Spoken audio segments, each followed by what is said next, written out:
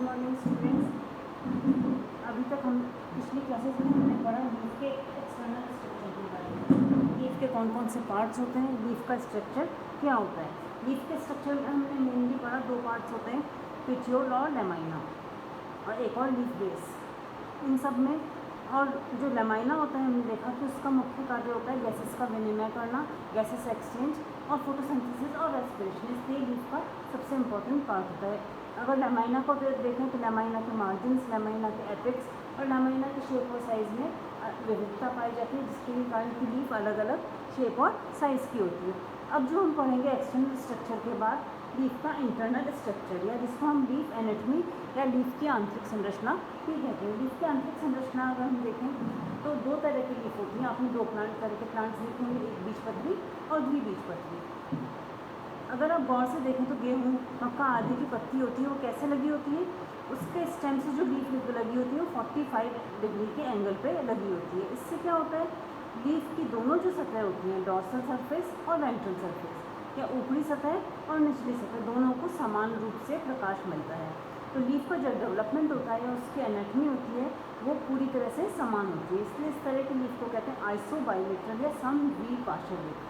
मतलब जो ऐसी लीफ जिसकी ऊपरी सतह और निचली सतह की संरचना एक समान में कहलाती है आइसोबाइलेटरल या समद्विपार्श्विक लीफ। किसमें पाई जाती है, ये मुख्यतः मोनोकॉट्स में पाई जाती है, क्योंकि उसमें जो लीफ होती है वो स्टेम के 45 डिग्री एंगल पर लगी होती है, जिसके कारण दोनों सतहों को समान रूप से प्रकाश मिलता है। दूसरी जो सरफेस होती है, दूसरी तरह की जो लीफ होती है वो कहलाती है डॉर्सिवेंट्रल या पृष्ठाधारी। जैसे कि नीरियम आदि, नीरियम, मैंगो, नीम आदि में आपने देखा होगा जो लीफ होती है वो हमेशा ब्रांच की 90 डिग्री के एंगल की लगी होती है, जिससे क्या होता है, इसकी जो डॉर्सल सरफेस होती है उसको ज़्यादा लाइट मिलती है और जो वेंट्रल सरफेस होती है उसको कम लाइट मिलती है, जिसके कारण कि इसकी अपर सरफेस और लोअर सरफेस की संरचना में डिफरेंस होता है। हम आगे बढ़ेंगे। अब हम अगर लीफ की बेसिक संरचना देखें तो बेसिक संरचना में क्या क्या पाया जाता है, इसके तीन पार्ट्स मुख्य होते हैं, लोअर एंड अपर एपिडर्मिस, उसके बाद मीजोफिल जो कि स्पॉन्जी और पैलिसेड पैरेन्काइमा का बना होता है, और साथ ही साथ एक वेस्कुलर बंडल या वेस्कुलर टिश्यू। तीन मुख्य पार्ट होते हैं।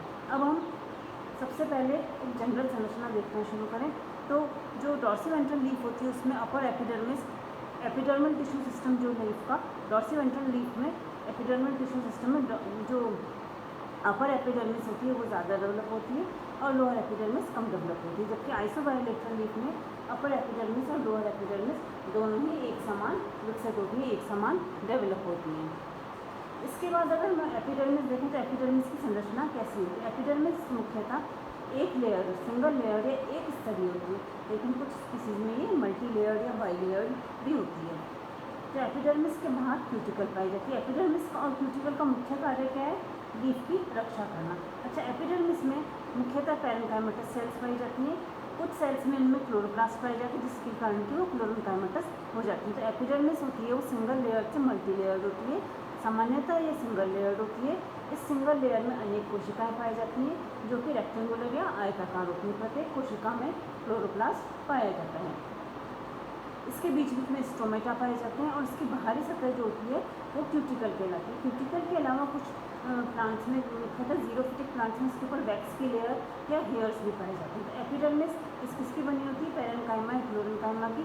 साथ ही साथ इसमें किसी में ट्राइकोम्स, हेयर्स पाए जाते हैं जिनको कि एक्सटर्नल अपेंडेजेस कहते हैं। इनके बारे में भी हम डिटेल में पढ़ेंगे। इसके अलावा एपिडर्मिस में एक और अपर्चर से छिद्र पाए जाते हैं, किडनी शेप छिद्र पाए जाते हैं, जिनको कि कहते हैं स्टोमेटा।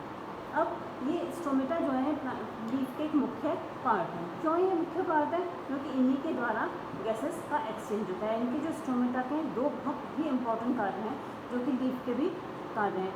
सबसे पहला कि ये फोटोसिंथेसिस और रेस्पिरेशन के गैसेस का एक्सचेंज या गैसेस का विनिमय करते हैं। दूसरा क्या है इनका इंपॉर्टेंट काम, दूसरा काम है इनका ये ट्रांसपिरेशन में या वाष्पोत्सर्जन जो होता है वो स्टोमेटा के द्वारा ही होता है, जिससे कि प्लांट को जो एक्सेस वाटर मिलता है वो वाष्पोत्सर्जन द्वारा स्टोमेटा के थ्रू निकल जाता है।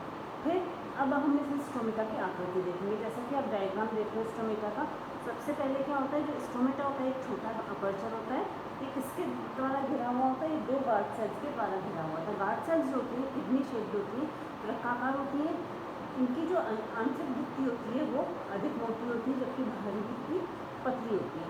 ये जो इसका स्ट्रक्चरल एडेप्टेशन है ये किस लिए, ये स्टोमेटल पोर के ओपन होने और बंद होने के कारण है। ये जो बाहरी भित्ति होती है, जो टर्बल चेंजेस होते हैं उसके द्वारा अधिक प्रभावित होती है।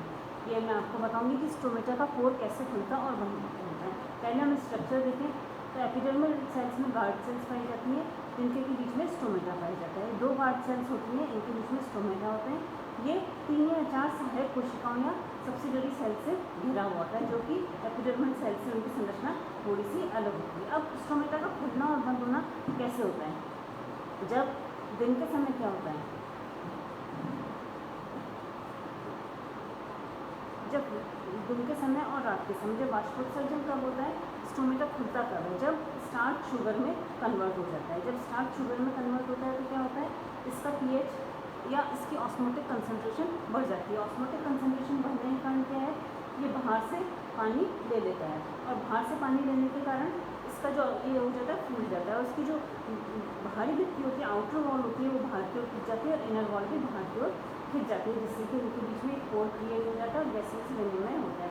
तो दिन के समय क्या होता है, दिन के समय आप सब जानते हैं फोटोसिंथेसिस होता है, स्टार्च का निर्माण होता है। स्टार्च का निर्माण होने से क्या होता है, ऑस्मोटिक कंसंट्रेशन बढ़ जाती है, जिससे कि कारण अपर्चर खुल जाता है। फिर ये हुआ इसकी क्रियाविधि बहुत ही शॉर्ट है। इसके बाद स्टोमेटा का स्ट्रक्चर, जैसा कि मैंने बताया था, स्टोमेटा का स्ट्रक्चर क्या होता है, एक छिद्र, इसके दोनों गार्ड सेल और फिर तीनों चारों ओर सब्सिडरी सेल। तो ये तो हुआ एक सामान्य स्ट्रक्चर, नॉर्मल स्ट्रक्चर। और जब साइंटिस्ट ने देखा तो बहुत अलग अलग जो पूरा की पूरा स्ट्रक्चर होता है, इसको स्टोमेटल एपरेटस बोलते हैं। इसमें क्या क्या आता है, stomata, guard cell, subsidiary cell और आसपास के कुछ एपिडर्मल सेल, इसको स्टोमेटल एपरेटस होते हैं। अलग अलग प्लांट्स में, अलग अलग स्पीसीज में जो स्टोमेटल एपरेटस होता है वो अलग अलग तरह का होता है। जैसे कि हम अगर डाइकोट्स प्लांट्स में देखें तो उसमें अलग अलग तरह के होते हैं जो टाइप्स ऑफ स्टोमेटा होते हैं। सबसे पहले मेटकाफ एंड चॉक ने मुख्यतः 4 तरह के स्टोमेटा बताए थे। ये 4 तरह के कौन कौन से थे? सबसे पहले एनेमोसाइटिक टाइप। एनेमोसाइटिक टाइप किसमें पाया जाता है, रैननकुलेसी के मेंबर्स में पाया जाता है। इसमें क्या होता है, इसमें मुख्यतः सहायक कोशिकाएं, सब्सिडरी सेल नहीं पाई जाती। जो स्टोमेटल अपर्चर और गार्ड सेल होती हैं, उनके चारों एपिडर्मल सेल्स पाए जाते हैं। इसमें जो रंध्र होता है वो, इसमें रंध्र जो होता है वो गार्ड सेल और 5 या अधिक एपिडर्मल कोशिकाओं से घिरा होता है, इसलिए इसको इरेगुलर सेल्यूलर टाइप भी कहते हैं। ये रैननकुलेसी, पापावरेसी, कैप्रिडेसी, निक्टेजेनेसी आदि में पाया जाता है। ये देख रहे हैं एनोसाइटिक, इसमें 2 गार्ड सेल है, इसके चारों ओर कोई भी स्पेशल सब्सिडरी सेल या सहायक कोशिकाएं नहीं पाई जाती, ये एपिडर्मल सेल से ही घिरा हुआ है। दूसरा है एनोसाइटिक, ये पाया जाता है क्रूसिफेरी में। इसमें जो रंध्र होता है, जैसे कि आप देख रहे हो, रंध्र है, गार्ड सेल से और ये 3 सहायक कोशिकाएं, 3 सब्सिडरी सेल से घिरा हुआ होता है। इनमें से एक सहायक कोशिका अन्य 2 कोशिकाओं से छोटी होती है, मतलब ये 3 सेल्स होती हैं, 2 बड़ी और एक छोटी। इनको अनइक्वल सेल टाइप भी कहते हैं। उसमें क्या था, इरेगुलर सेल टाइप, क्योंकि उसमें कोई रेगुलर सेल नहीं पाई जाती। इसमें रेगुलर 3 सेल तो पाई जाती है, पर उनके आकार में असमानता होती है, इसलिए इनको इरेगुलर सेल टाइप कहते हैं। फिर पाया जाता है पैरासिटिक, ये रुबेसी फैमिली में पाया जाता है। ये आप देख लो पैरासाइटिक, इसमें जो रंध्र होता है वो गार्ड सेल और 2 सब्सिडरी सेल से घिरा हुआ है। 2 सब्सिडरी सेल जो होती हैं वो गार्ड सेल के पैरेलल या समांतर होती है, इसको कहते हैं पैरासिटिक। ये रुबेसी में पाया जाता है। इसके साथ ही साथ इसको पैरेलल सेल टाइप भी कहते हैं। पहले का क्या था, irregular cell type, inequal cell type और ये पैरेलल सेल टाइप। इसमें स्टोमेटा होता है, 2 गार्ड सेल होती हैं और 2 सब्सिडरी सेल होती हैं जो कि गार्ड सेल के पैरेलल होती है, इसलिए इनको पैरासिटिक टाइप या पैरेलल सेल टाइप कहा जाता है। ये पाया जाता है रुबेसी फैमिली में। फिर जो चौथा प्रकार जो मेटकाफ एंड चॉक ने बताया था वो है डायसिटिक टाइप। ये इसको कैरियोफिलिस टाइप भी कहते हैं, क्योंकि ये कैरियोफिलिसी फैमिली में पाया जाता है। इसमें रंग जैसे पैरासिटिक है उसी की तरह से 2 सहायक कोशिकाओं या 2 सब्सिडरी सेल से घिरा हुआ होता है। ये जो सब्सिडरी सेल होती है उसमें क्या था, उसमें पैरेलल थी, इसमें ये राइट एंगल्स पे या 90 डिग्री एंगल्स पे विन्यासित होती है। मतलब इसमें एक स्टोमेटा होता है, 2 गार्ड सेल होती है और 2 सब्सिडरी सेल होती है। जो सब्सिडरी सेल होती है वो गार्ड सेल के समकोण पे या 90 डिग्री पे पाई जाती है। ये कैरियोफिलिसी, लैंगेसी और अकेंथस में पाया जाता है। तो मेटकाफ एंड चॉक ने 4 तरह के स्टोमेटा टाइप बताए। कौन कौन से, एनोसिटिक टाइप जिसमें कि स्टोमेटा 2 गार्ड सेल और रेगुलर एपिडर्मिस है।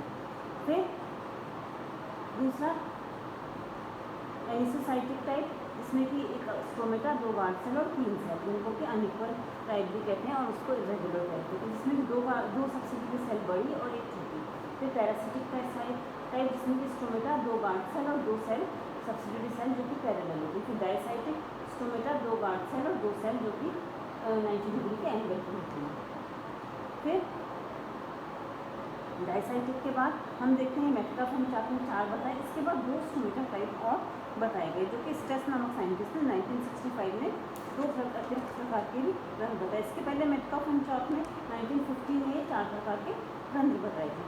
उन्होंने बताया एक्टिनोसाइटिक टाइप, जैसा कि इसमें देख रहे हैं, इसमें रंध्र 4 या अधिक सहायक कोशिकाओं से घिरे होते हैं जो कि गार्ड सेल के चारों ओर रेडियली या अरिया क्रम में अरेंज होते हैं। इसमें देखो एक अपर्चर, 2 गार्ड सेल और इसके चारों ओर 4 या अधिक सब्सिडियरी सेल या सहायक सेल अरिया रूप से या रेडियली विन्यासित हैं। फिर जो छठा टाइप है वो साइक्लोस्टिक टाइप। साइक्लोस्टिक टाइप में भी रंध्र 4 या अधिक सहायक कोशिकाओं से घिरा रहता है, परंतु इसमें जो सहायक कोशिकाएं होती हैं एक से अधिक वलय में विन्यासित होती हैं, जैसा कि आप इसमें देखो साइक्लोस्टिक टाइप। तो स्टोमेटा के आधार पर स्टोमेटल एपरेटस के और इनके एपिडर्मिस में और लीफ में डिस्ट्रीब्यूशन के आधार पर 6 प्रकार के स्टोमेटा टाइप्स पाए जाते हैं, जिसमें कि एनोसोसाइटिक, एनिसोसाइटिक, पैरासिटिक और डायसाइटिक, और उसके बाद 2 और एक्टिनोसाइटिक और साइक्लोसाइटिक। ये थे डाइकॉट्स में पाए जाने वाले स्टोमेटल टाइप्स। इसके बाद हम नेक्स्ट क्लास में पढ़ेंगे मोनोकॉट्स में पाए जाने वाले स्टोमेटल टाइप और इसके अलावा